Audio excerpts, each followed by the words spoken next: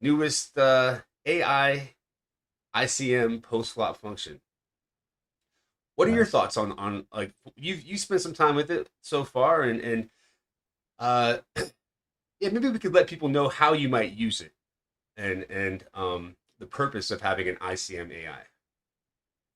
Yeah. Yeah, I mean, let's get into it. By the way, I'm definitely adding Super Genius to the tag under my link tree and all my socials. That's that's a good one I haven't thought of before. Um, yeah, thanks. I'll I mean, I am particularly familiar with this tool because before GTO Wizard AI was GTO Wizard AI, it was Ruse, and I worked with the engine team on it. Uh-huh. Um, but this new ICM uh addition to the solver is brand new stuff for me. So it's pretty cool to see it like advancing and growing. But I think like I mean the big benefit here, and I mean tell me what you think, but being able to solve custom and quick is not like that hasn't been around, right? I mean, to have a question that says like how do I play this final table spot, even for those of us who are pretty solver savvy, takes like 30 minutes to an hour, Oh like yeah, and a pretty strong computer, right? and all the plugging in you have to do. So like what I had to do, I wasn't working with Ruse. I had to get an equity profile from HRC and then copy paste it into PO Yeah. Solver. I mean, it was really tedious to try to get those answers. So I'm like so stoked about this because I always have questions after every session, Mhm. and some questions I couldn't get the answers to right away, and now I can just be like, okay, boom, um, like there was we were final three tables, I had them covered. Was could I expand my range and bluff this hand, or um, would I should I have folded should I have folded this Yeah. spot if I when I'm covered when I'm facing a high risk premium, because that's essentially what ICM does to. So the ruse solver, I was gonna say, I really liked it. It's been in GTO Wizard for a long time, and I Yeah. like that it has almost more intelligent responses to things and more pure responses than a Yeah. so I really like the ruse solver and how it works. And then when you add ICM, what that does is it gives the ability to either add a risk premium to both sides or add an equity drop to one or both sides. And Yeah.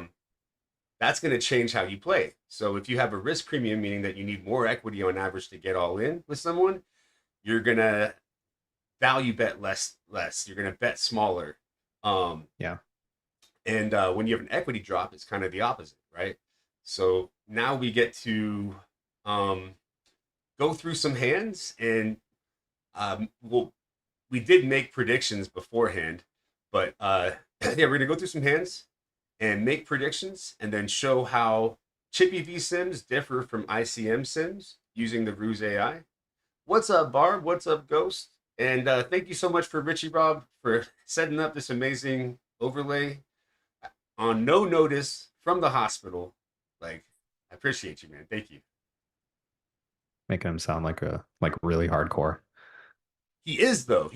He'll stop whatever he's doing to help fix my computer. So Yeah. hey, That's Cammy. strong. That's strong.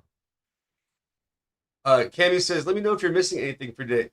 No, I'm actually like because I'm mainly going to be using. Cammy did source the videos for me and had done HRC sims, but we're going to be doing only GTO Wiz sims, I think, for these same hands. Um, Yeah. but thank you, Cammy. These are amazing hands. You did a great job. All right. So what we're gonna do is start on day 6 in the main event. Actually, I might take you through the solver first, real quick, just real quick and show you the functions of it. What we're looking at right here is the me doing a toy game. But if you wanted to change something up, you can see here. You put in an ICM, and there's a whole thing where you can look at payout structures, and they have a gazillion different payout structures you can choose from, um, which I think is really cool. Look at all this. And so you can get very precise. Yeah, I assume this is like if you had they've really set it up so that if you have like an exact hand that you are dying to solve, You can. you can input every single detail, which is yeah, I mean, unheard of. Yeah, it's amazing. And so what I was doing here was actually just doing a test on Bounty Power with toy games. I'm not going to get into that right now, but I did just want to show quickly the setup and how it works. It's quite easy, I think. What I usually do for ICM ranges is I look up a similar spot in because you can look up in GTO Wiz like in the solutions library, and that's where I usually get the preflop ranges. Is whatever spot's the closest to the spot I'm looking up, and I may adapt it a little bit, and then you put those preflop ranges in and run it, and boom. So what's up, Noel? It would be interesting to compare the results. The results are basically are very very similar though. Um, let's see. Let's get into the first hand. I thought this hand was real fun. I'm gonna turn off the volume here and turn up the speed.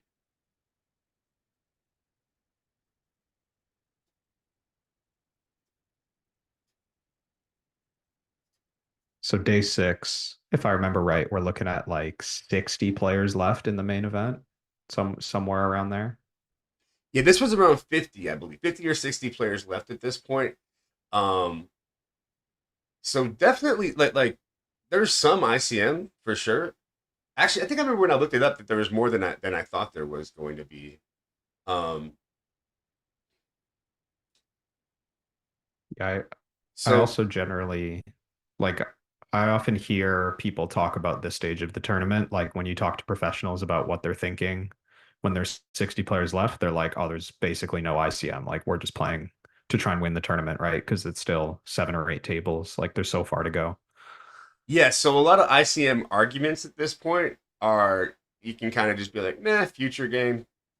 Yeah. So I whatever ICM pressure there is probably less than what ICM reports in the first place, since the nature of having a big stack and going into the final table, for instance, is plus EV in itself. Um, so this hand, I wanted to get into it.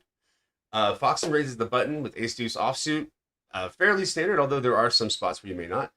The Song's call in the big blind is very normal. Flop bet, of course. Not much to discuss here. The turn, I actually don't even think there's much to discuss here.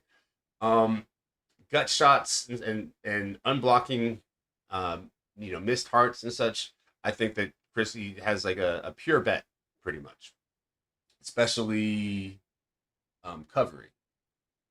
What do you think? I guess my only question between pre-flop and now is should Song be raising somewhere for value? And I think the let's call it the fear of busting the tournament or like the pressure that he's under, I think convinced him to never raise on flop return. Like I would often raise the flop, I think, in a chippy V environment. For sure.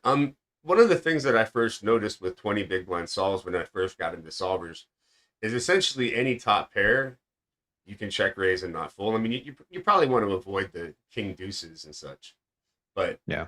any top pair with backdoors and any top pair with like 9 or 8 kicker is pretty much good enough. In fact, if you look at a lot, I think um, this sim will be raising in chippy V a decent amount on the flop. It just it's very very hard to have.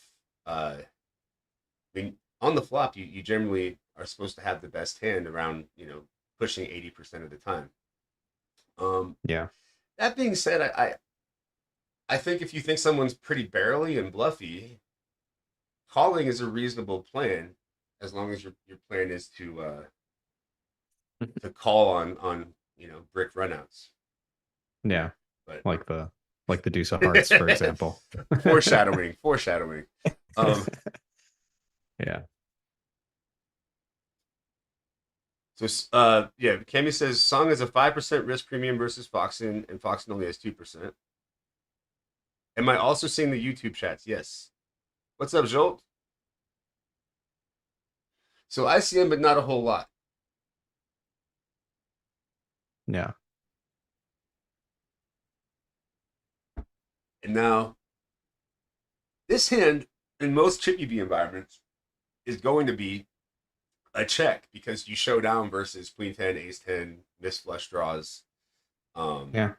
I mean, no, you don't show down versus, yeah, you show down versus a lot of stuff. So, but you don't show down versus that much stuff, right? You probably have like, I don't remember looking, but it was like 20 or 30% equity max.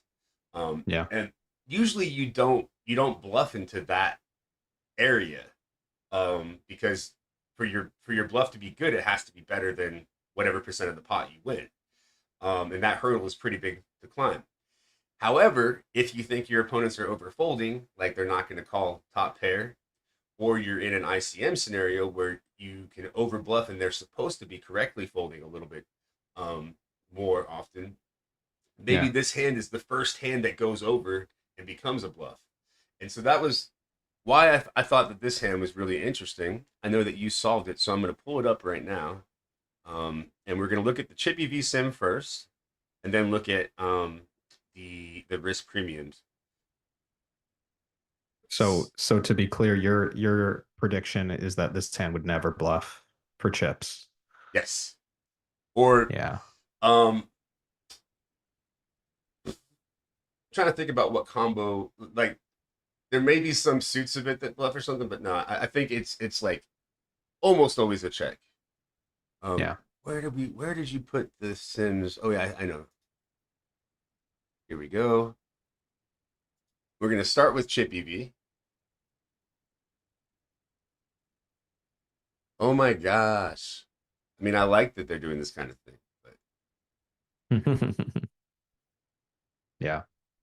especially now that they have the like the Death Star, like the Mega Beast solver now that can do everything. Um, Yeah. This is the this is the least you can do security wise. Make it way harder to build a lookup tool. mm-hmm. Oh, voila. So, and the reason, like I said, is that a check wins 2.73 of, not a huge pot, but of, yeah, of 17.5. Yeah. And that hurdle is it's not that much, right? But it's enough to make it a check more profitable than a bluff, but it's very close, right? When you Yeah, when you I was surprised how close this was. Like the EV of going all in being within like what is that, 5% of a big blind or whatever, yeah, yeah. was pretty surprising to me. I I would have thought clear check also. I would have to say that I actually mostly check this when I'm playing, in most spots. Uh, However, I think bluffing in this situation is kind of brilliant. Um, just because, I mean, again, in this spot, if you bet all in, kings never fold. A lot of lower jacks don't fold.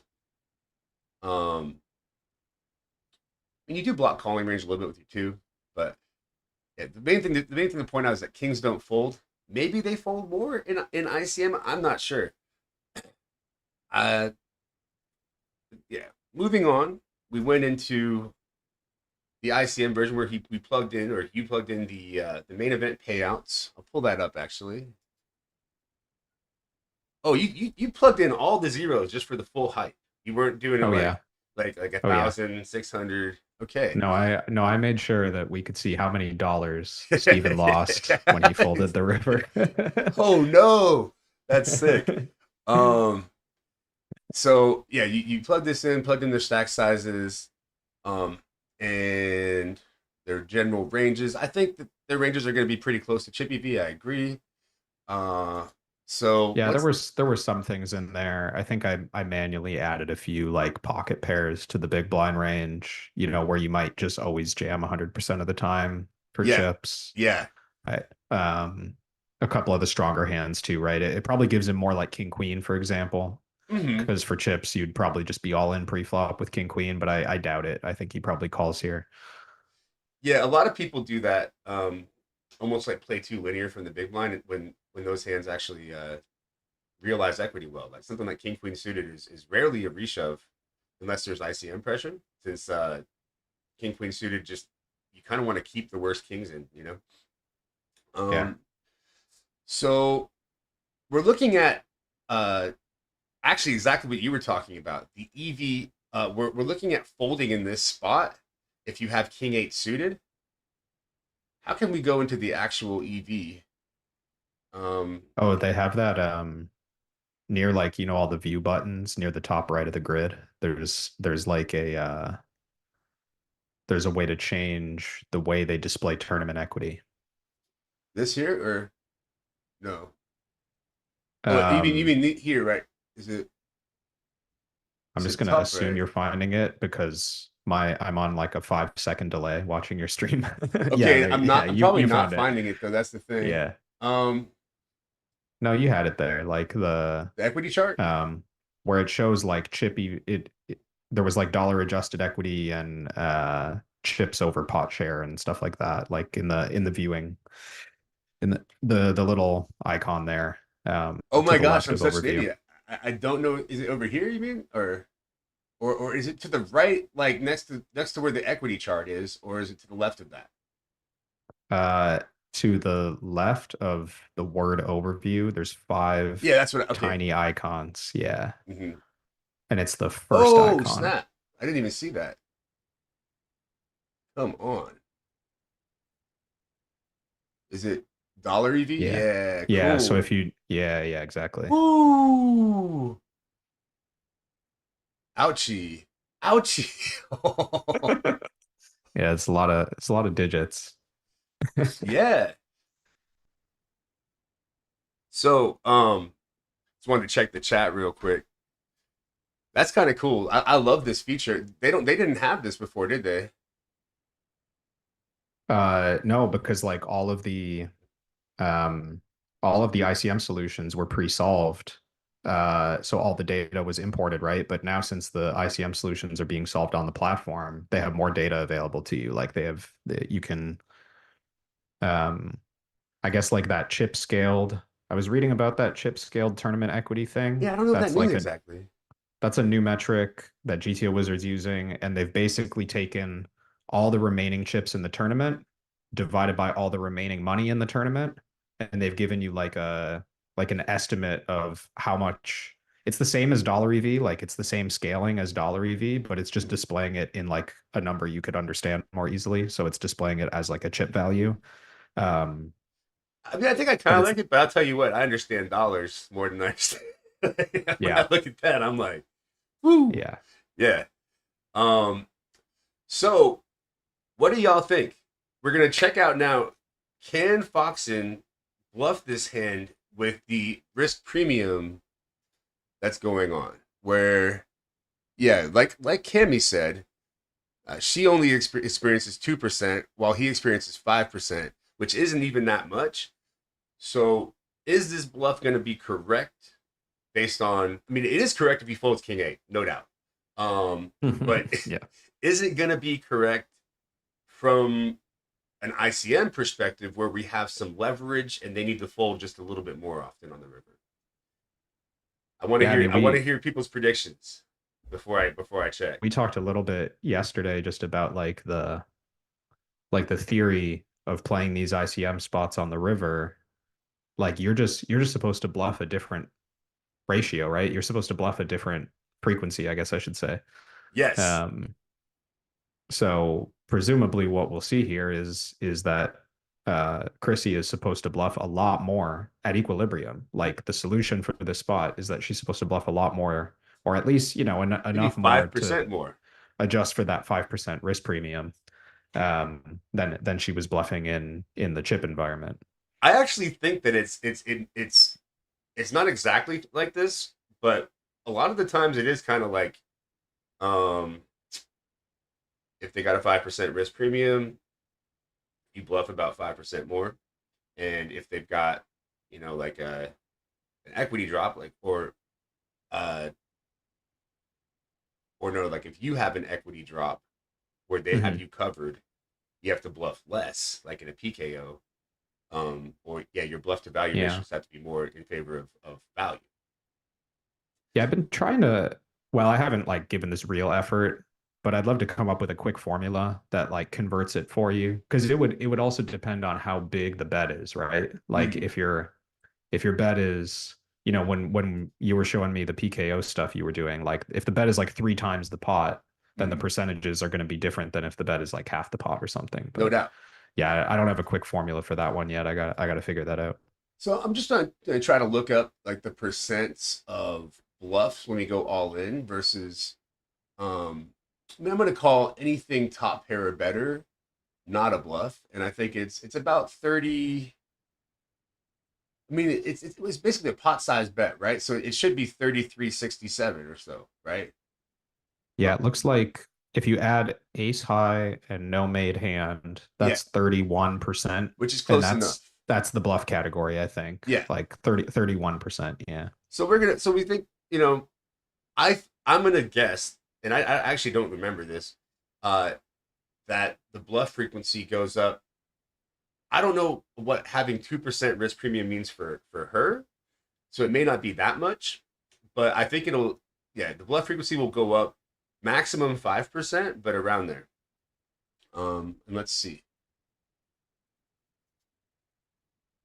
And ace deuce, keep your eye on ace deuce.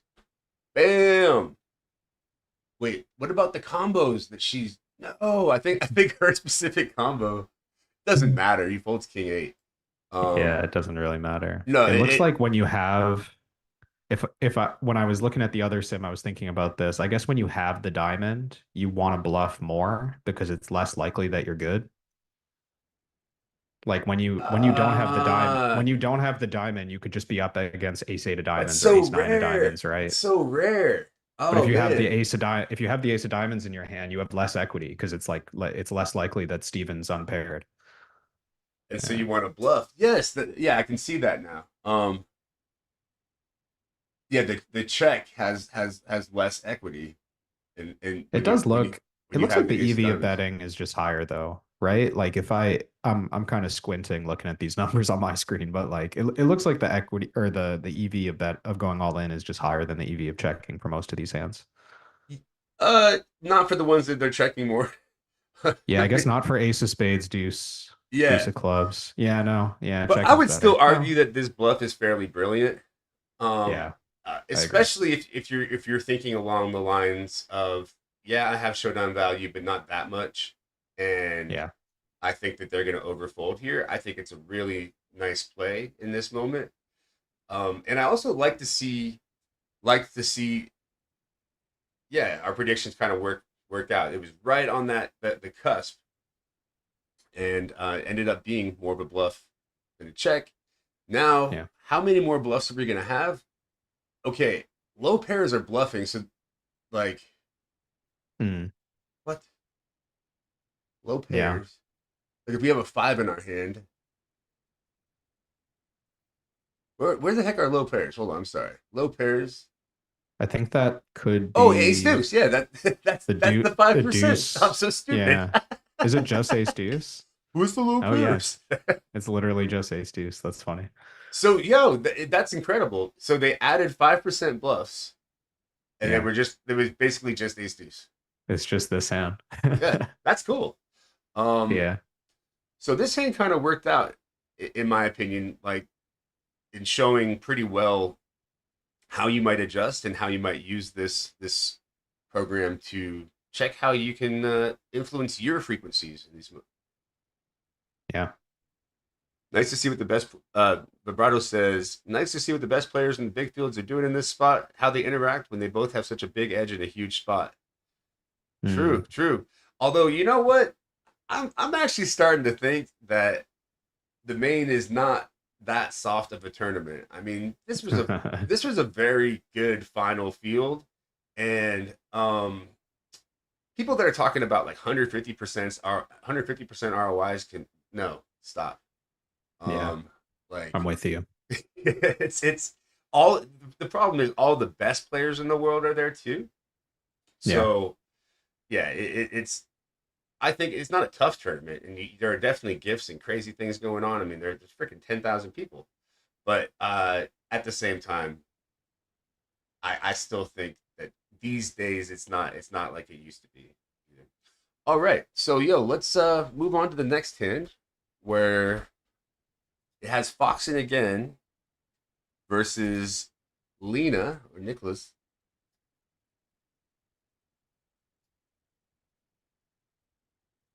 I appreciate him for betting so quickly.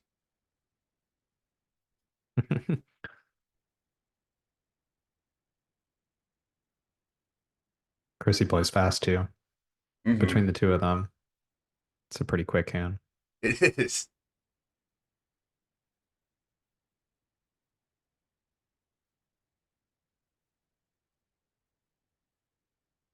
So there's not much to talk about in the flop, right? In position gets to bet.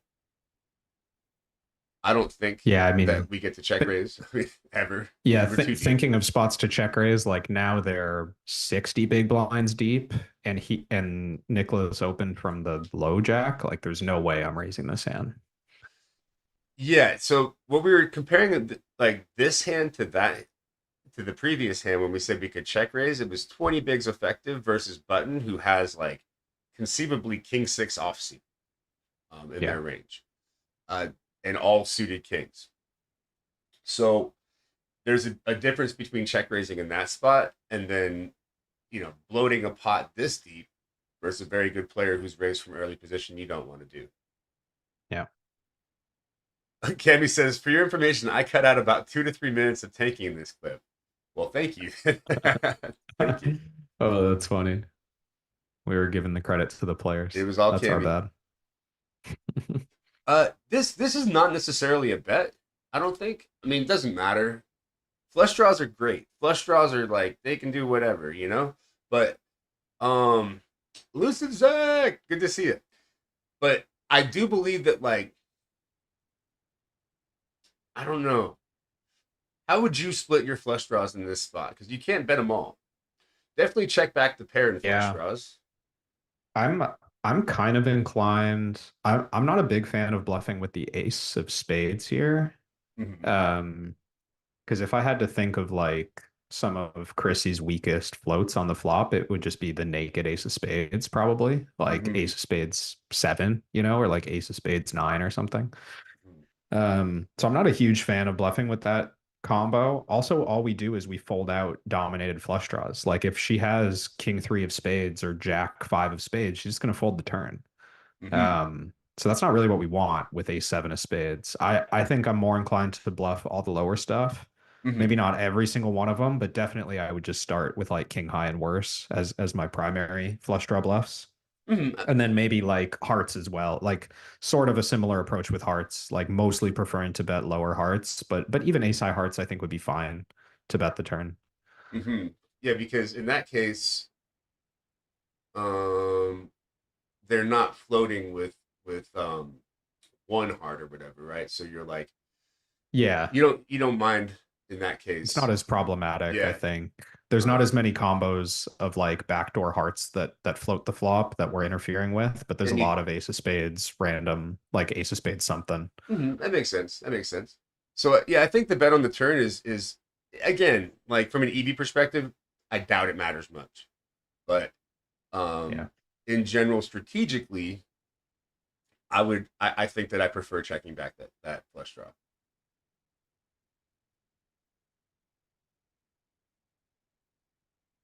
The other thing I thought was interesting in this hand, which might be influenced by ICM, is that Nicholas kept his sizing on the turn and river like fairly conservative. Yes. Only betting like 60% on the turn and then betting like again 60% on the river in a spot where I don't know, like early stage tournament, you might just overbet the turn and be all in on the river, right? Yeah, yeah, I do think so. I think that um an overbet's actually going to be pretty normal in Chippy V since there's no straights on the two-tone board. Yeah. And but I remember looking up and thinking the sizing was reasonable. Uh, this call, so on the river, yeah, he was betting small, and that may have influenced Fox's decision to call. Yeah. But man, this is like this river is kind of tough to be bluffing on. I mean, of course you've got like King Jack with Jack or King of Spades, and although that can have checked back, but I mean Jack Nine gets there, and he does have all suited combos of that. Flush gets there, and I think Yeah. you can pretty safely value bet too. I mean, I don't know. Would you value bet here with like Ace Queen with the Ace of Spades? I think I would need that. I'd need that big spade in my hand for sure. Mm-hmm. Um, and I don't know if ace queen is good enough. I think kings with a spade is good enough. I think aces with a spade is good enough. Mm-hmm. Um, but you know, the other risk here is that Chrissy's not going to fast play that many of her like sets and two pair. Um, so we're just going to run into it a little more often. Um, you know, I wouldn't be surprised to just bet the river with kings and get called by queen 10 and be like, oh, that's unfortunate. Um, but yeah, I agree. We can go pretty safely for value just because like she has to have 10x of spades or ace x of spades to make a flush. Mm-hmm. And so I do think yeah, his value range is fairly wide, and I mean, he can definitely have some bluffs as well. But I do think that this is one of the few times in Chip EV where you're going to start seeing folds of Queen X. Like you don't usually see like folding top pair to three barrels that are relatively small. You just don't. Yeah. But I think that it's going to start mixing in Chip EV here, and I think I'm not even sure I've looked this up yet. I haven't. We may have to do it on the spot if you haven't, um, which is Yeah. fine. But I'm guessing that this hand is going to go more firmly into the fold category. But now that I'm thinking about it, uh, she's not experiencing much risk premium right now. So her play isn't going to be that far from Chip EV, although he's going to Yeah. have to play tighter on average. So Yeah. um, I think it'll Yeah. just be more of a fold in in the ICM sims. Yeah. I agree mainly because I think the big shift that's going to happen blocker wise is that it's going to be more important for Chrissy to have a nine or a jack or a spade in her hand Yes, just because has terrible blockers. Yeah, Nicholas is not going to value bet a naked queen anymore. So it just doesn't really help her to have a queen. Like a queen's just a blank. Whereas if she had a spade or a nine or a jack, she's removing his real value range, like his high frequency stuff. yeah, yes. Um, and in chip EV, maybe he just has ace queen, like and it's a more impactful card to hold. But yeah, I think that's why it's going to be more of a fold as well. That's interesting. Yeah, yeah, and you can actually look in the blockers section of GTO Wiz once we input this to see. I mean, it's the way that you're supposed to use the blockers section. This might be a little bit off topic. Is like you can see how holding the queen impacts the frequency that the imposition player will bet. Yeah. Um, and yeah, I really like the point that you made though, which is that the queen we're bluff catching here, right? And the queen often is just like a great bluff catcher because it just crushes value. But Yeah. here it doesn't. So um it doesn't really make that much sense to bluff catch here without your door card being or without your second card, your kicker being interacting with the value range in some way. Yeah. Ghost to M says GTO Wizard generously giving away one seat to the GTO Wizard MTT Bootcamp and 1 month Elite subscription, and we're gonna do that at the end of this when it's time for the draw. All right, cool. So I am kind of intimidated because I have to do this on the spot, but we got this. All right, You're gonna you're gonna crush it, I'm I sure. got it. I got this. All right. So first thing, I'm just gonna like input stack sizes. And how many were left here? Do you remember? Cammy. Um, if this is still day 6, then it's not going to be too different. So we'll just But keep it if at the same, it's basically. Like, and just put yeah, their stacks as different. Um, yeah, right. That It's a little lazy, guys, but leave me Yeah, I mean, alone. even the because it's a post flop spot, you don't even need to input the stacks at your table, right? Because it doesn't really matter. Yeah, I was thinking about Like that too. like the other stacks, all that matters is who's left in the tournament. It doesn't matter if they're at your table or not. If you were running a pre-flop sim, it would matter that the other stacks at your table are exact because like it matters, how they interact with you directly. Hmm. But fortunately for post flop, you just need the two stacks, like the in position and out of position player. Now, what do you think? Should be so he's got 57.5. I'm gonna just call it 58. Yeah. Um, now, what do you think? Did it just change the average stack? 'Cause I don't think this is the average stack. Yeah, the average stack, see, I think you just want to input that manually. I think it was about 40 big blinds.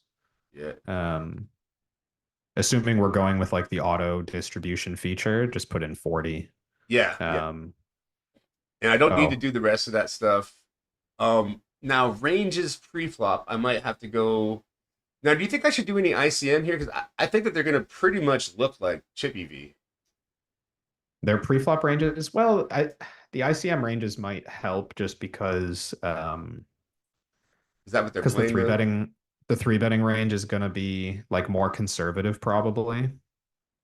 Um, So would it be like maybe which one of these would be the most applicable, you think? well, 5% left is probably like the closest to the real thing because that's going to be final 50 of a I want to see thousand what the player risk tournament. premiums look like here though, because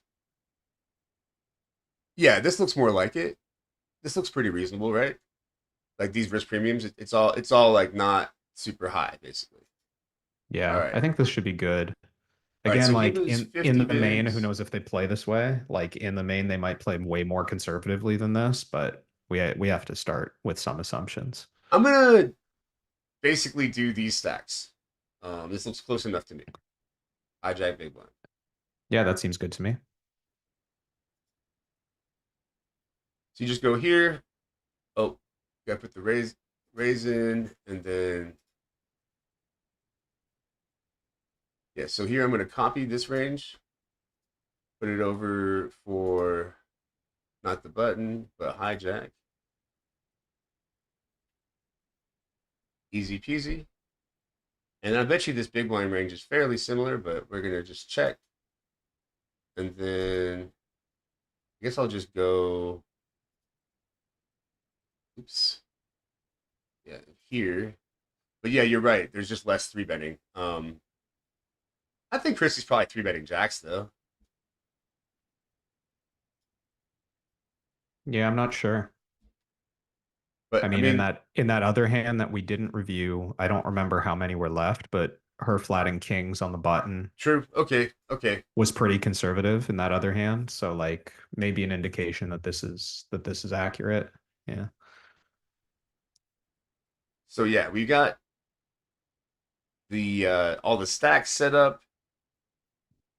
Okay, so Poker Mix says 7% risk premium for a stat, 4% for Foxen, so not nothing. Let's see Yeah, if that's we got pretty this. high. We got the same numbers here, luckily. Um, and so yeah, that is fairly high, and so it is going. I think for sure it's going to be more of. Sorry, I'm just gonna have to do this. Queen for 10, and then in my head, two of hearts, eight of spades. Yeah, because we got questions. We have questions that need answering. Cammy says, and I agree, it makes his turn bet worse.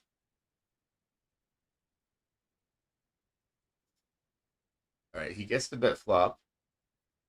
Queen seven calls. Now I think bet he sizing on the used turn. He definitely chose bet like the small bet sizing. Turns out that that's not really what you do. Or what would it remove these? Oh wow, And yeah. It wants to go geometric even though there's some risk premium. yeah, I'm a bit surprised. I'm actually gonna redo it because I don't remember it being like that last time. I'm gonna just give it the option. Yeah, reset. Oh no no no. Yeah, I'm gonna like redo the card and see if it comes up with the same thing. Also could have been the flop bet size. I think it was slightly different. Yeah, it was Like slightly I want. big, the flop bet side. Yeah, I guess that Oh, was it? Yeah. yeah, we can actually we can bring it down. But it's not that big. It's like, let me see. Looks like 40%. Yeah. So we can go, it was more like 33, I think.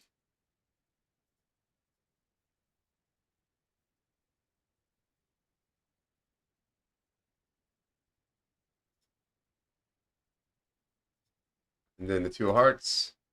I mean, a small bet on the flop would just make them more incentivized to bet big on the turn, you would think. What the heck? Okay. Yeah, it went smaller. Well, It doesn't make sense to me. But hey. that was I guess it's just pot instead of like geometric. Well, like if you reduce the flop bet size, then you're increasing the stack to pot ratio on the turn. So Hmm. I was kind of thinking like, if the stack to pot ratio on the turn is too high, then you no longer want to put stacks in. Hmm. Maybe that's yeah, and it was a slight difference. That's funny. But usually a small bet, like I had some problems when I first started using solvers because I didn't put in the ability to bet large on the turn, Mm. and the solver would almost always input a large bet on the flop incorrectly sometimes because it Mm. didn't Like have it's the trying ability to, to yeah, bet yeah. big on the turn. Yeah, I was So trying to get the money in whatever way you let it. yeah, so it's a little odd, but yeah. Um, let's take a look at spades. Uh, he had ace 7, right? Yeah, this has him betting here Okay. with all Yeah. this the spades. I don't think we like. I think that they're not calling the flop like you mentioned with the ICM. I don't think they're going to be calling with Just the naked ace of they're going to spades. raise Maybe them. that's like a razor fold kind of hand. Look here. You got naked ace of spades right here. I Yeah, mean, but it so is mostly raising. Yeah, and they need to have like they want to be wrapped around the high cards to float. So they want like the 9-8, the jack 8, the jack 9. hmm. Yeah. So I mean, I think that this would be more of a valid concept in Chippy V or like in later positions maybe, It definitely Yeah. is. It definitely makes sense. But here it is. This is a folding range for sure that we block with the ace of spades, but it's just not very big. Um, Yeah. Looks like the cards to avoid are 9 and 8 more than anything else. The ace of spades not such a big deal to avoid. yeah, you can't use this while you're playing. Do not. Wouldn't rec. I mean, it's so slow anyway. If you can actually pull it off,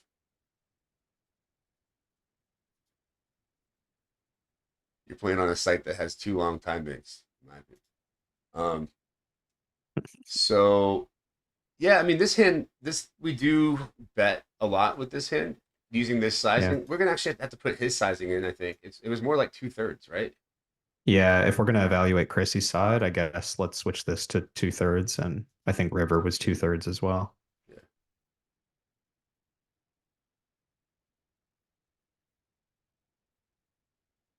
Yeah. So just not having the 8 or 9 of spades. But yeah, the ace of spades. I mean, we definitely do bet a lot of flush draws. And actually, when I was talking, I said definitely check back the like the pairs and flush draws, but nope, not even this one. Definitely the 10x stuff. I mean, and yeah, the lower stuff we're checking back.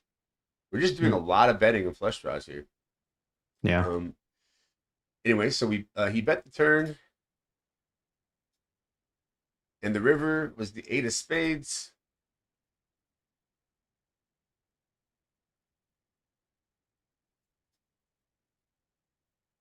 I'm gonna remove this lead.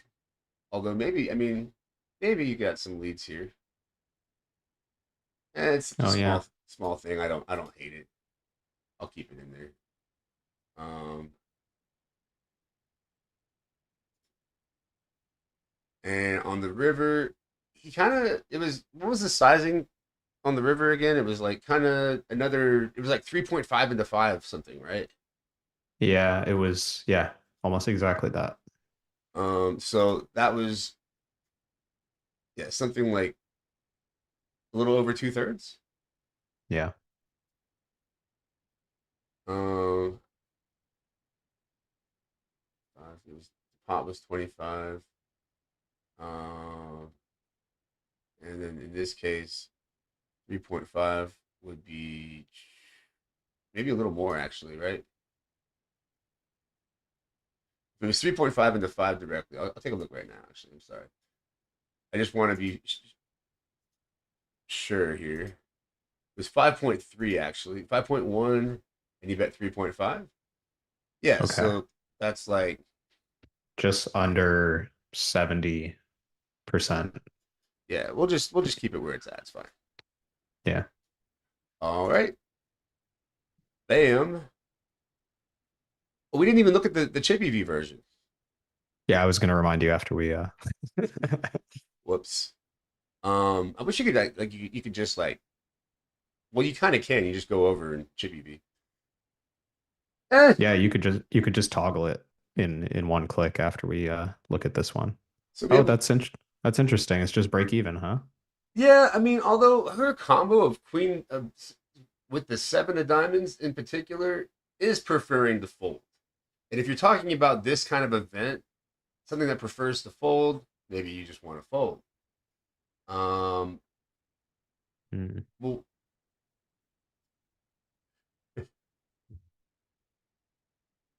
she lost $11 with that call. Uh, I don't know if you can trust that, but Oh, that's really funny. In a $10,000 event on day seven, so it's you made probably not the end of an the world. $11 an Yeah, it's probably $11 not the end of the mistake. world. I don't think. Um, it's interesting to note too that her call is, I mean, like King of Diamonds is like folding a lot too.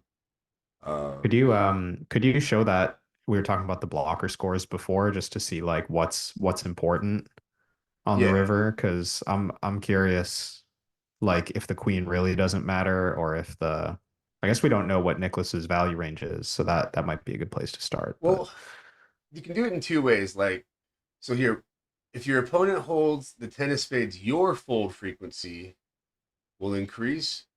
So I think it's like, what are the worst? Um, but it's the other way though, right? Um, yeah, so we like, want to know, I guess we want to know like what happens when we hold the queen. Does that have to be from the hijack's point of view? it's a little complicated, right? Like the blockers are always the other person. Oh yeah.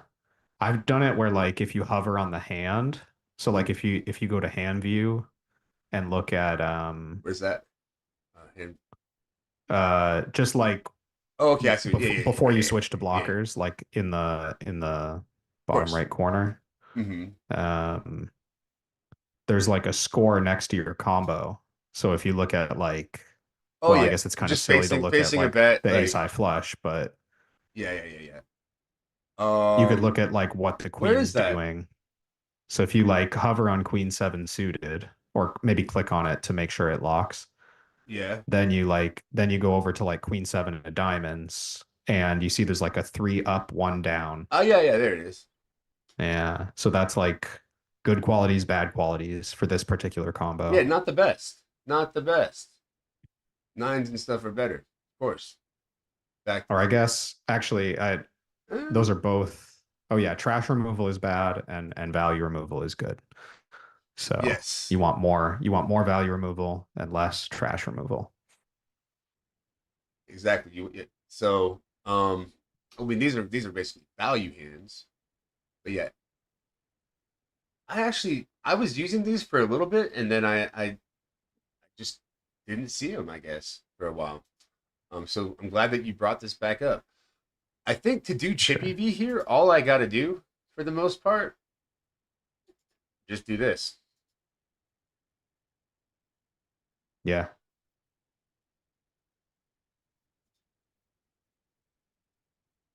Interesting to see in Chippy V a larger bet size on the flop. Mm. Yeah, you see that on those double broadways. Hmm.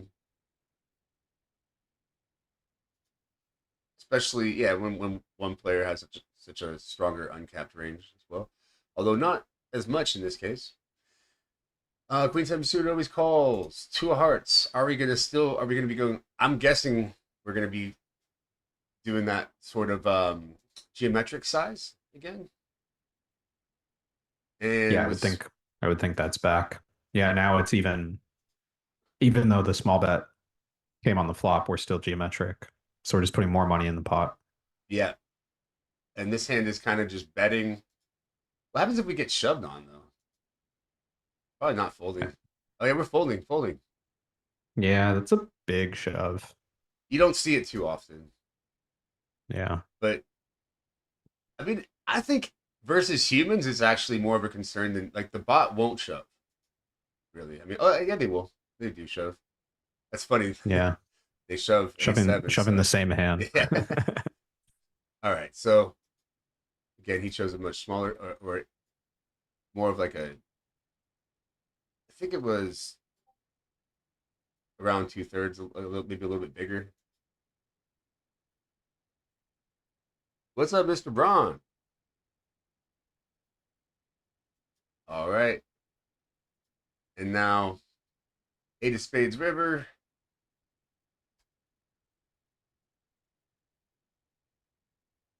Um, and we got whoa. Uh, this sizing is a more common sizing, and I'm gonna guess the Queen Seven calls a lot more. Wait, what? Oh, How did I? we're filtered for spades. I was like, what is Oh, I was happening like, with what these is frequencies? happening? Yeah, It we're just looking at all flushes. wow, it actually calls. It actually calls like a very similar amount. Now, Interesting. It's I just like worth the same. I kind of want to nerd out real quick Yeah. and do something like make Foxen have 30 bigs in the same spot because now there will be a bigger risk premium on her head. What's up, Snap? Good to see you. Um, so I'm thinking that in this case, we'll be leaning more towards a fold. What do you think? Um, yeah, I agree. I mean, the more risk premium there is, the more inclined we are to just like need. I don't know, I'm going back and forth because that'll also like change his value composition. So then the queen will be like more powerful, but Very true. Very true. we're probably not going to get to the river that much lighter than this anyways. So I would have to think these types of hands just start folding. Again, I'm just going to choose the sides that he chose just to make my life easier. Yeah. One thing though I will add, I guess, is like when I first started studying ICM post on PO Solver, Mm-hmm. I had this idea that I was going to see like, crazy tight river strategies. And pretty consistently, I just kept seeing like, oh no, you just distribute, like you just play a little bit tighter every step of the way. Yep. You don't do anything crazy on any particular street, like you just like you're still willing to bust the tournament, you're still willing to make bluff catches. You're just like a little bit more careful about it But there's also a on the reason flop and then why on the turn and then on the river. you can tell ICM preflop sims often avoid the post flop game tree too. Yeah. They do a lot more raising and stuff, and because when recovered, just the nature of having to defend is really annoying when you have a risk premium on your head. So, moment of truth. Okay, I can't make it look bad. I can't make it bad. The cost. I mean, it's really not like a terrible call. Um, so even with wait, this didn't actually. Oh yeah, because they had bigger risk premiums. Duh, dude, I'm so stupid. Uh, the coverage situation doesn't matter that much, just because it was more just like big stack versus big stack, right? And at this point, it doesn't matter if she has also it doesn't matter like how much coverage it is, as long as at this point in the tournament, um, like at the final table, a chip leader versus somebody with a shallow stack can really um go crazy on them. But earlier on in the tournament, the the short stack faces the same risk premium versus anyone that covers them, I believe. So yeah, I thought that I was gonna that there was gonna be more risk premium in this spot, but then I realized, wait, no, this is 60 left. Stop. 30 big blind, 60 left. We're just gonna have less risk premium. So my nerding out didn't actually tell us anything. I do believe if um if this was a situation like a final table situation where Foxen had more risk premium on her head, I I think that this becomes a fold. But and it's not, it's never a fist pump call either. So but yeah, it wasn't as clear as the first one. But yeah, moving on. Are you still there, Kevin? Did I lose your audio? Sorry, how about now? We good? Yeah, I got you. Cool. Okay. Sorry. Sometimes my mic just decides it's done for the day. It's just like, nah, I'm gonna turn off. Yeah, that's technology, man. I have like so many different mics because I have so many different. I've had issues with all of them. All right. Yeah. So what's the next hand? We're not gonna do the king's hand. Oh yeah, we're gonna do the queen nine suited hand. Oh yeah. That was a good one. This is a fun one. Yeah, I like this one. Queen nine suited hand. Where are you?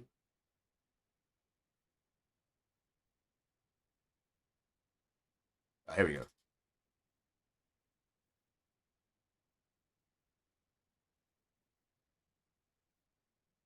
I have questions about this hand for sure.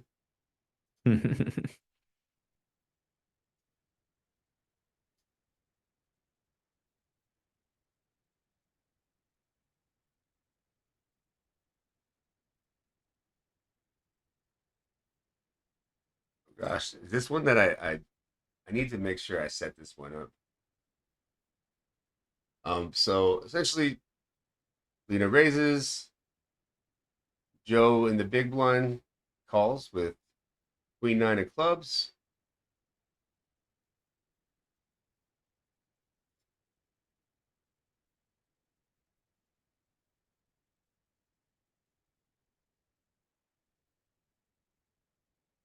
Joe always looks like he just woke up.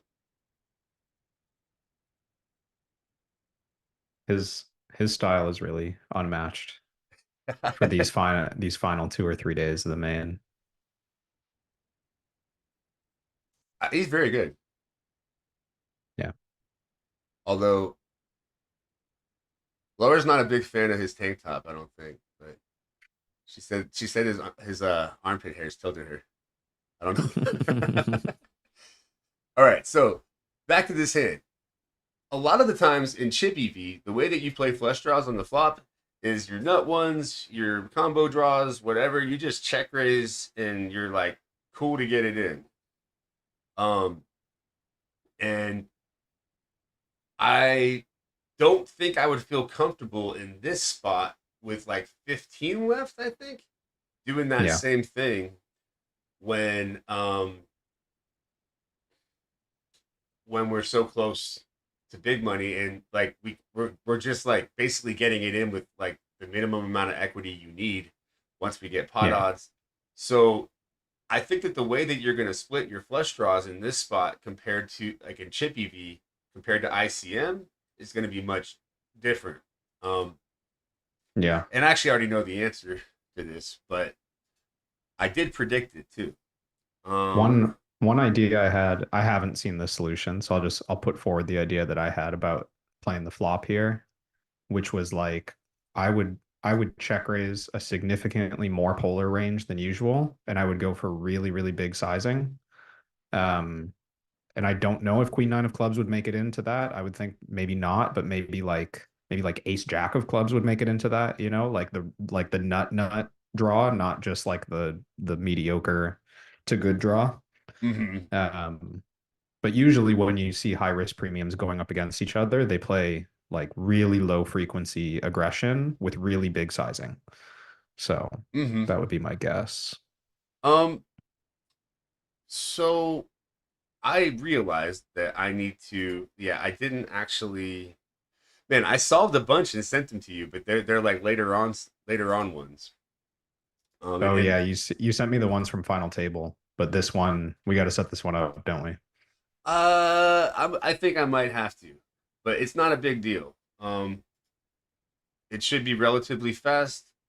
I just want to make sure, also that I have, yeah, I want to see what I sent you and see if I have the payouts. I might have the payouts still. Yes, I do, and I did it. I actually did do it. Sweet.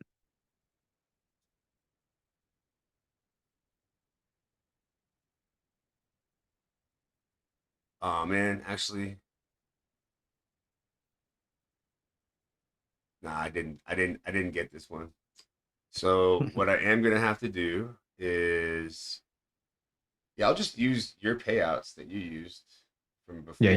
you can edit the old hand Yeah, and I'll just just edit reduce the the old number of hand, players left. use those This is payouts. us showing off in real time the speed of setting up a complicated sim. Yeah, so It's like in the GTO Wizard past, this AI. kind of stuff, like setting up a new sim for a new spot, very tough. Um, and now the time, even with this added, is nothing compared. I think like setting up Munker Solver sims, for instance, I think took like years off my life. Oh, Um, I just avoided it. I literally refused to use Munker until it became obsolete, which was a great idea, I think.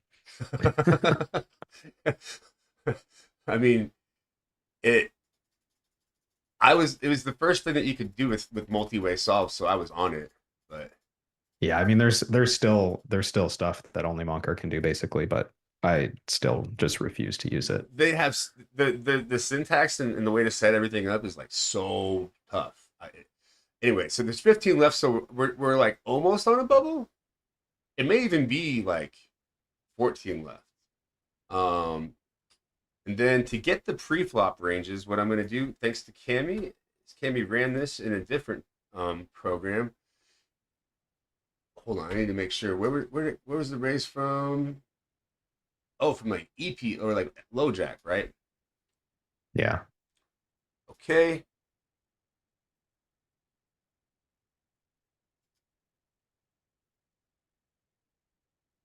I'm just gonna copy paste the ranges here. Might have been under the gun plus one actually. Looks like that was five I'm seats off the giving button. 19%. Um,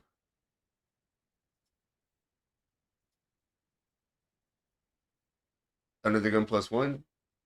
You think Yeah. Yeah, I think so. 19%? Does that look reasonable?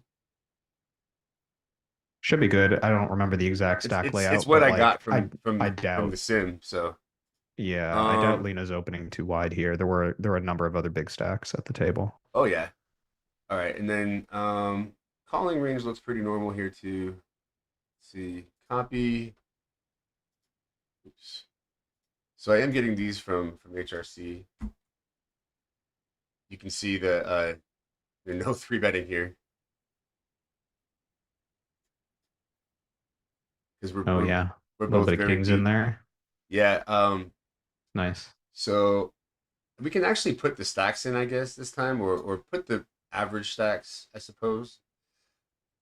Okay, so C Rock has exactly 40 bigs, basically, or not exactly, but close Yeah. enough. Um, And Lena just shy of 50. should I put 50 or 49? You think? Let's go 50. I like round numbers. Um, and I got their stats there.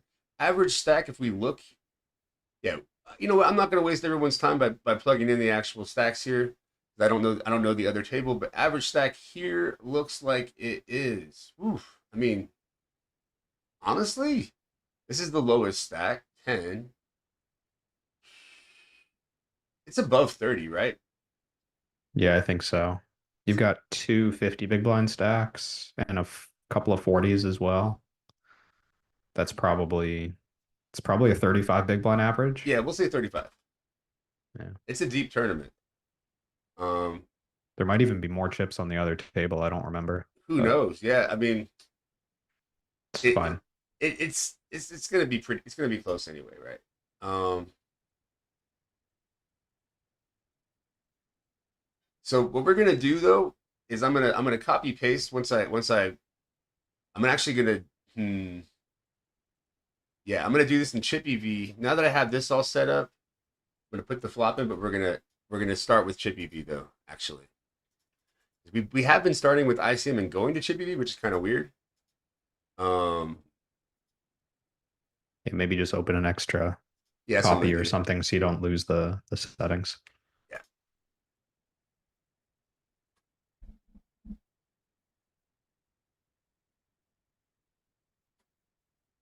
Uh, okay. 1 second. Sorry about this. Yeah, for any heads up Chip EV solution now though, I don't actually really pay attention to the GTO Wizard library as much as, I mean, it agrees with Ruse like very very closely, but first, like I still think I prefer for any like one solution to look at these. All right. So first question is how does out of position play with a flush draw? Um, this is kind of a big ish raise, but I get it. Oh no, hold on. This is I was gonna go to Chip EV.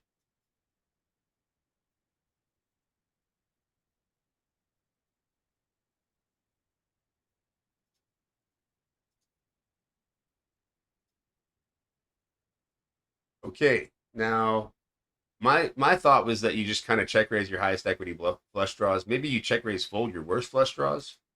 Yeah, but like a hand like this, if we check raise any of this, the top stuff, we're not folding like 9-6, 9-7, and they go all in, which doesn't happen that much, but it happens. Yeah, I wouldn't even fold that, but yeah, there's only a very very small part of your range that folds once you're getting the pot odds that you get when you check raise and get shoved on. You just have equity versus everything.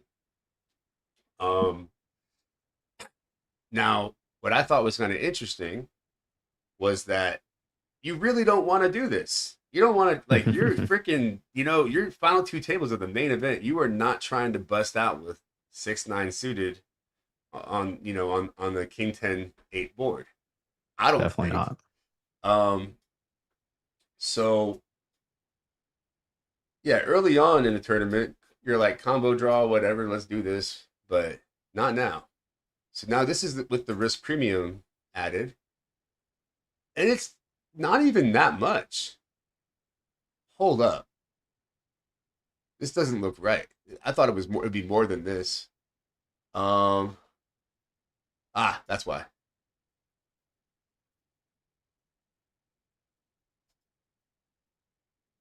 Does it have the wrong? Oh, it still says 59 remaining. I Even see. though I only put in 15 payouts, there's 59 remaining. Yeah. I thought it would pull that. So average stack is Cami says was 4.40.5 million, and that's 34 big blinds. So I'm Oh actually gonna wow. say our guess is pretty good. Yeah, Um, we nailed it. yeah. Let's see. So now I gotta look at the risk premiums again. There we go. That's more like it. Because I was like, listen, this is final two tables. You got this is, and you're both pretty big stacked. You have risk premiums right now. Oh yeah. Um, and it may even like in real life feel like more because that is like retirement money up top. Um, Yeah. so anyway, check. They bet. We have a check raising range, of course, but it's very value heavy. And how do we play our flush draws? My prediction was that we do not check raise this, and it looks kind of weird what we're doing with our flush draws. Uh, like it's why is the deuce so significant? Hmm. Yeah, there's a lot of raising from Bottoming. like on maybe it unblocks ace-x suited and pocket pairs completely. Like it's just the most, we're up against a range bet, right? So all the weakest pre-flop hands don't have a deuce, I guess. Yeah, I mean, I guess I'm also thinking that the fact that we're kind of building our flush draw range reverse hierarchically, like starting at like the deuces and going up to the like you Yeah. kind of it makes me think that it has to do with maybe out clearing, like um, Yeah. making somebody fold to a big check raise. Maybe they gonna be folding like ace jack, maybe. I don't know, maybe not ace jack. Hold on, I'm gonna pull Yeah. up my clear. Yeah, I mean, we get ace jack folds. We get a lot of ace high folds. So I think it might be if you look at this, you clear outs for if you hit like your queen, um, or if you hit your jack when you're check raising the lower kickers. I don't know how powerful that is. Now the other Yeah. thing that I found useful or interesting in this spot is the reaction to an all in. What do you predict is going to happen to our check raise range of flush draws when they go all in? I mean, they're gone. They're Yeah, for sure folding, you unless it's just 10x of clubs. I guess if we raise 10x of clubs, we would probably call it off. But if we have two clubs, we just wouldn't raise it.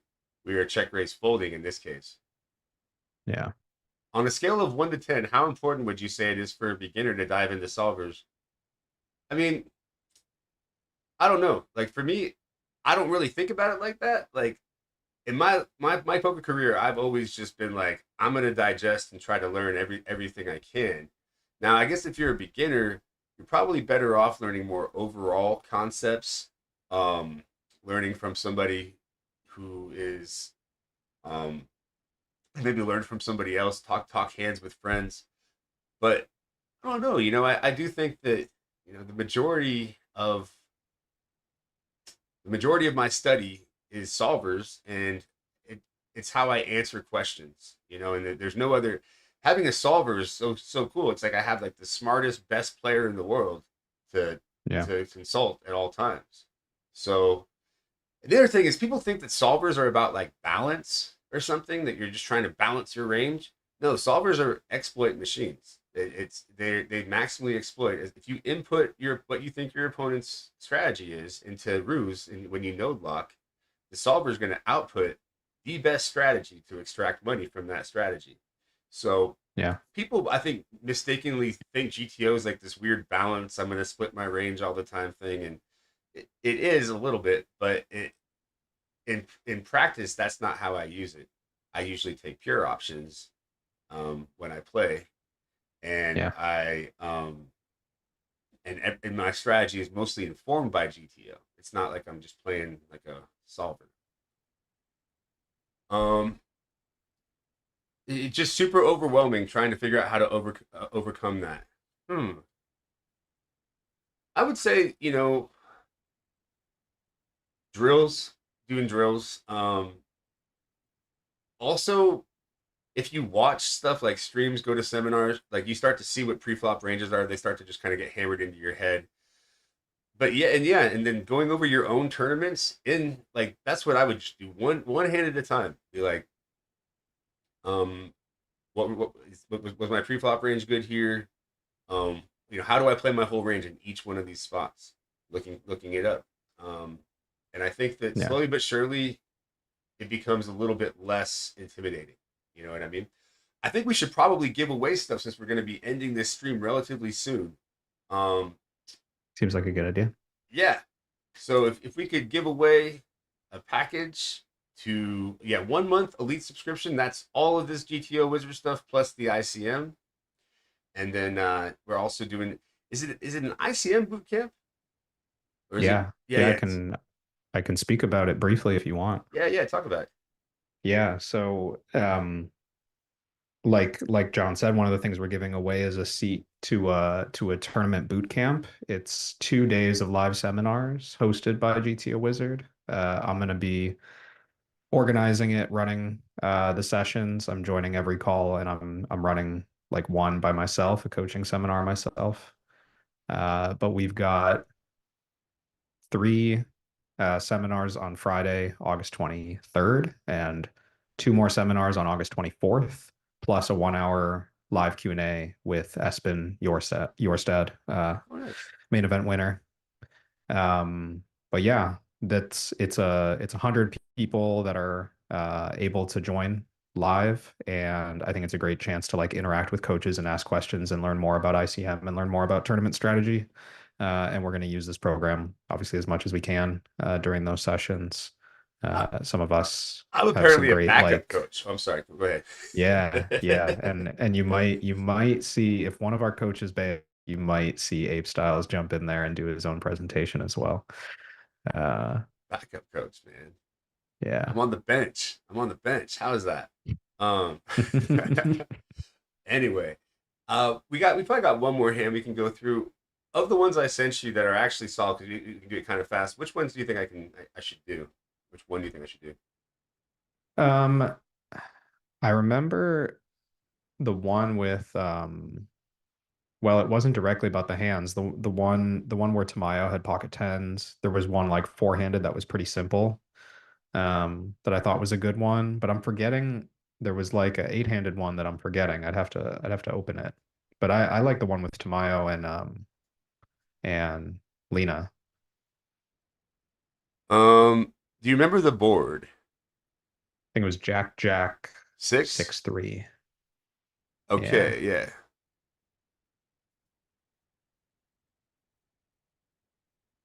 So we'll bring up the video first. Ghost of M is running the giveaway. By the way, I don't like to show myself that hard. But Zach did say he recommends my bundle for beginners because a lot of what I do is try to simplify the results that I've gotten from solvers into like easy rules that are like more true than they are wrong, essentially. Um, so I the style of the bundle is more like classroom style. And I definitely do some solving, but it's more general the way I look at things. All right, so the Jack Jack six was Ace nine, I believe. Was it 10-10 though? Yeah, Ace nine versus 10-10. Yeah, that's the one.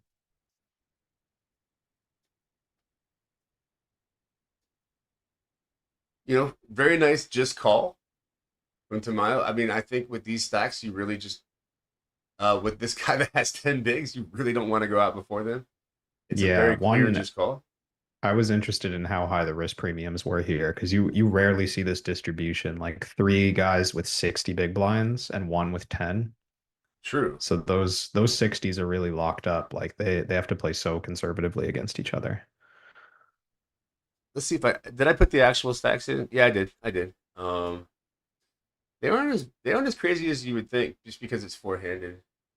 Yeah, I guess now that yeah, What would you that's the other guess? side. You've What would already you got get? 3 million locked up. What would I guess their risk premium is against each other? Uh Now that you've said it's not as high as you would think, maybe like 9%. Okay, it actually is high. It's 15%.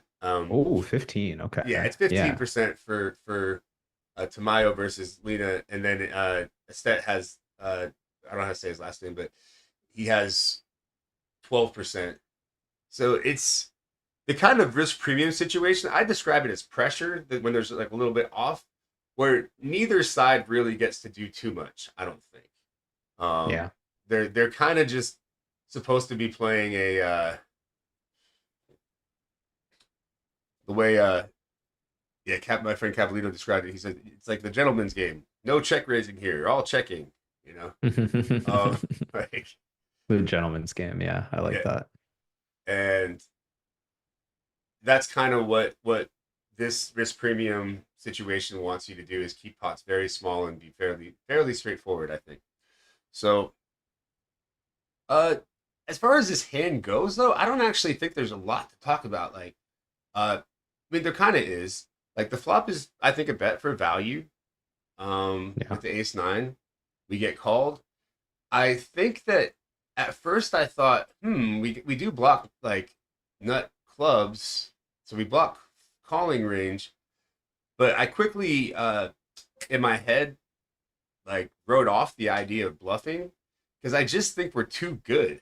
I think we're just too high Yeah. up in range to be bluffing that much here.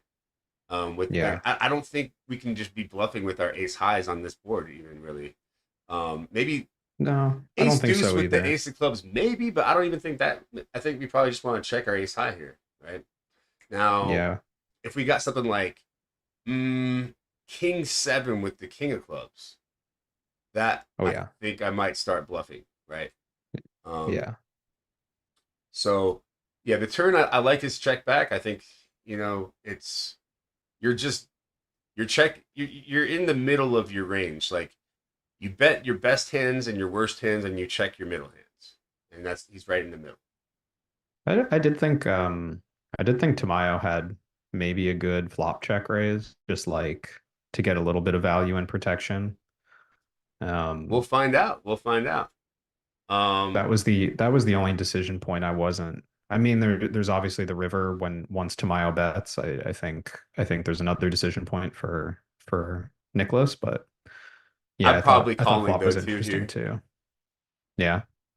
Yeah. I mean, like he's got his whole flop calling range here. That's not that strong, and conceivably a lot of people can overbluff here. I think. If you're betting like if you're calling the flop with stuff like, can you call flop with like four or five of clubs?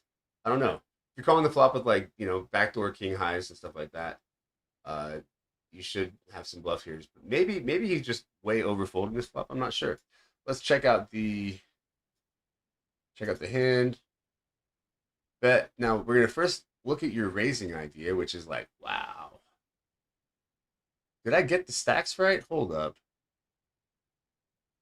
Yeah, the big blind is covered and still is raising a ton versus this bet. Now, why do you think that is? Um, well, assuming it's correct, there's actually like there's some small thing about the AI solve that I have always found that it will lean on small raises a Yeah. little bit more than I think you typically would want to. Um, this is kind of like a technical answer, but I think the response is usually quite a large flop three bet. Like that's their only, yeah.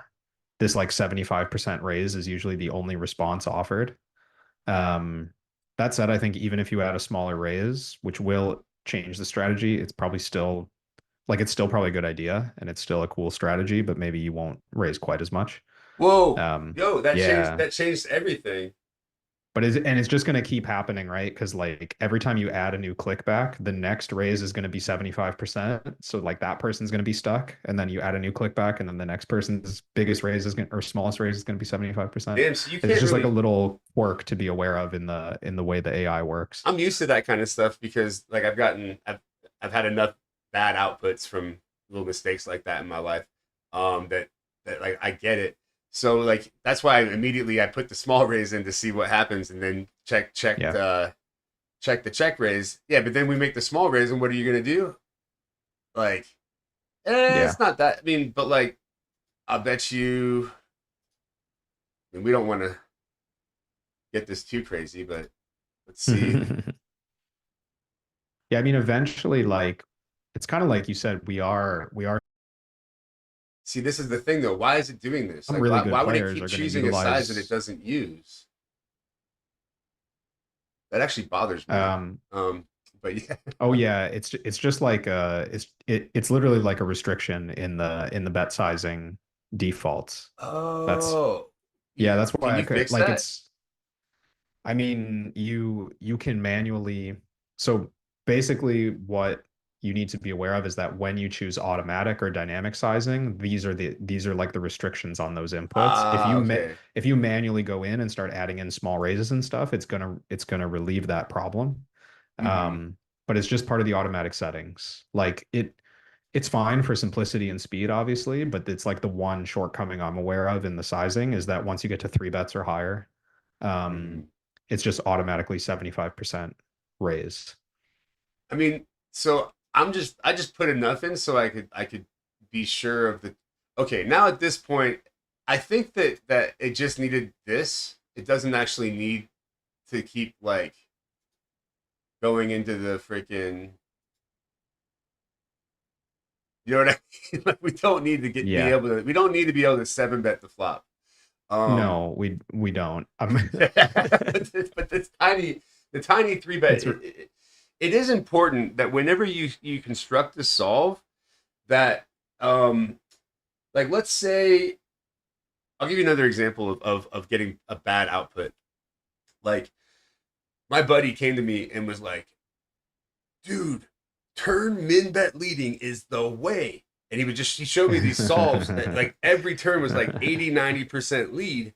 And I'm like, yeah. yeah, but you put a 2.5x raise and a 3.5x raise as the other Yeah. options. So by min betting, you literally cap your opponent at only being able to bet 3.5, you know? So of course you're Yeah. incentivized to do that with a lot of your range, you know? Yeah. So there's you got to make sure that you're not creating weird trees and that solvers can both, you know, make small raises and bets and get all in. Getting all in is probably more important, but Yeah. um yes, Anyway, I do think like I think the small flop raise is still a cool idea. yes. And I think it's still like a very good strategy to have in your back pocket for paired boards because a lot of people won't play back at you, like they won't three bet the flop ever. Hmm. And even if they do, it's still good to raise what was it, 20 something percent of the time. So Yeah. yeah, I think it's still a good strategy. And it's just like it denies equity for the small for like the thin value. You clear out a lot of air, and it's hard to defend against. Like the imposition player has to make some really light calls, I Oh imagine, when they man, use the like sizing. one of the I knew this actually I knew this before GTO was because of some aggregate report stuff I had done, but I'm just gonna bring this up. I get distracted, sorry. But like with 30 big blinds in MTTs, 30 big blinds and less, pretty much every position, but the button's gonna be the most dynamic, most like this. If I filter for paired boards and I put it in check, uh, small bet, paired boards, we'll do 25 bigs actually. It's better. Um, you continue by check raising like yeah with like 30% of your range or so. It's actually less dramatic than I remember it being, but yeah, Still pretty. There's very few players who are doing this. yeah, it's a lot of check raising, right? And in some spots I almost check raise range, right? Let's see versus this size is it the same? Yeah, it's basically exactly the same versus both sizes. And if you go down, it's even more with like the shallower you are, the crazier it is. Yeah, 20 big blinds is like you don't have a calling range unless you're low. So this is something that yeah, a lot of people aren't doing that I think. What are the benefits and why does it happen, do you think? Well, I mean, part of it is just range construction, like good range construction in general, right? Like if you don't have hands to support your calling range, then you're not going to generate EV from calling those hands. Like you generate EV by raising stuff because you have so many other supporting raises that make sense. Um, and I guess at a certain point, like I don't know, it's just computer stuff, right? I don't know, like the computer just knows it puts together all the different options and it's like, well, you can't call those hands because it's never going to be better than folding or raising. And uh, you know, if you raise like mid pair or bad draw or whatever, it's just going to generate more money Mm-hmm. because you have whatever it is. These are a lot of like paired boards, right? Also, So if you you're have overfolding a lot here.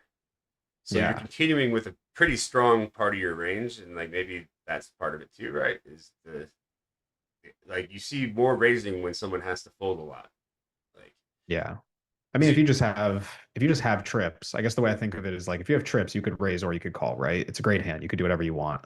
mhm. But if you call it, they have to keep betting into you for that to be a good play. Like the money needs to go in the pot. right? So if you're gonna call a six on ace 6 6, like they better keep barreling. But if you're folding every weak hand on the flop, like why would they keep barreling? They know you have a six. Like they're just gonna not bet, right? So Hmm. there's like no way to make calling a good idea at a certain point unless you have a ton of weak hands in your calling range that make money also. Yeah, So and I it also think vice versa, it benefits the middle equity stuff by raising in some ways because you kind of get to play this uncapped range. Like you're yeah, protected by the fact that you have so much trips in your range to some degree too, yeah, right? yeah, exactly. By the way, congratulations, Miko88, for winning the 1 month elite subscription. Estimation point GTO. And use my code for 10% off. Uh, and man, if you don't see how valuable and useful this program, it's all in one place. Yeah, like, I can't help you because it's pretty sick. Anyway, let's try to finish this hand, and then I think you have something else to do, right? It's Oh yeah, I gotta take my dog for a walk before he decides to move out. I think he's gonna protest his living situation soon. I protested with a big fat turd on your on your That's what yeah. that's what I'm hoping to avoid, yeah. Yeah. So yeah, he bet 16 million. Oh, that's actually not a small bet. Maybe I wouldn't call. 16 into 24. It's just like 2/3. Um, not that big. But at this Yeah. point, that's chunky at this point in the tournament, right? This the risk premium.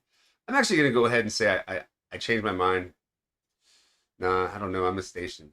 I'm a station. It's a tough board to fold on, right? Because like I mean he really is saying he either has a pocket pair that didn't raise the flop or he has four of a kind. Like that's pretty much what he's saying. It's hard to have anything else. I mean, you can't be blasting with a three like that. I don't. I mean, maybe you can, but I would go smaller with a three.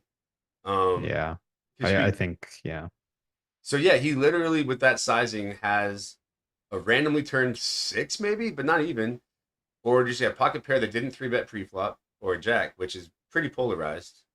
Yeah. And we're pretty high up there in the bluff catchers. I don't know how to say your name, but congratulations, ish sits off me. I don't know, but congratulations for winning a ticket to the boot camp. I might be Nice. there. I might just hang out, just You to should. learn. I would Yeah, love you to. should. Get in there. And now we just gotta get the final answer to this one. Let's see. I think I got a little off track, but no, Jack Jack three. Yeah, here we go. So it was just a call on the flop and the six of clubs on the turn. And again, I don't think that we bet ace highs here versus the big blind. We're just like we have a good hand. It's liable to be ahead at the moment. Man, I'm like I need to learn how to close tabs better. Got like 50 tabs up.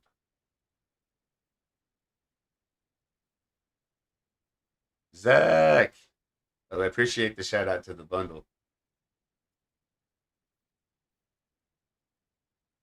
All right. So my question was kind of like, where do we start bluffing into our high cards? Because I thought that maybe like I said king seven.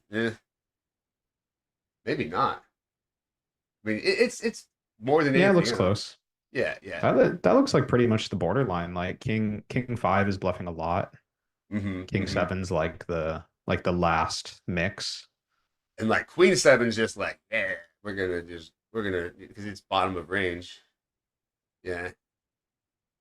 Crazy how king high can be bluffing the turn and ace high can be value betting the turn. Yeah, but it's funny though because like that construction of bluff and value, it's useful, but like it actually isn't how the solver thinks of things, really. It's more like a check is this much EV and a bet is this much EV, Yeah. and um, often having cards is just like an advantage that you have. You play based on like how the blockers interact, and so here, yeah, the ace high, the check, the EV of a check is like 1.5. Like we often win it. Yeah, ace nine's like way too high up there. Equity wise, we may even be above 50. Yeah. Yeah. Um, so you just almost never bet in position a 50% equity hand. It just sometimes like a combo draw or something, but like pretty rare. Yeah. What's up, Mr. Hawk? Good to see you. So yeah, the check back and then the total garbage that a check doesn't do anything for, that's what gets the bet for the most part. Um, but yeah, I would also agree though that it is kind of funny that like the king high versus ace high thing is this is yeah, king high is probably still mostly in the check category, I would say. Uh, Yeah. so anyhow, it went check check. Then Jack on the river. I don't remember what suit, but it doesn't really matter, right? Does it? I don't think it should matter. Yeah. No. I And mean, then I'm sure there's like some minute way that it matters, but it's not going to matter for this. these bet sizes are ridiculous. But wants to go small and value bet ace high. Cool. Yeah. Ah.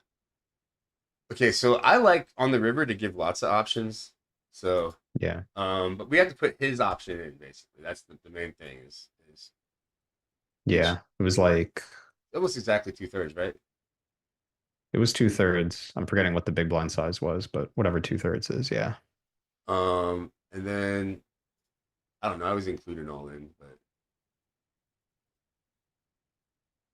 there's no all ins here though. There won't be. Okay, so